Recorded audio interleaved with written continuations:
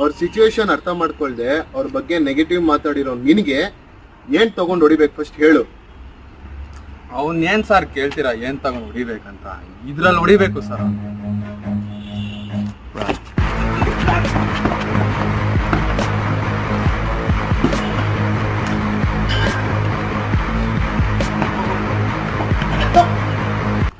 ಒಬ್ಬರ ಬಗ್ಗೆ ನೆಗೆಟಿವ್ ಆಗಿ ಮಾತಾಡ್ತೀಯಾ?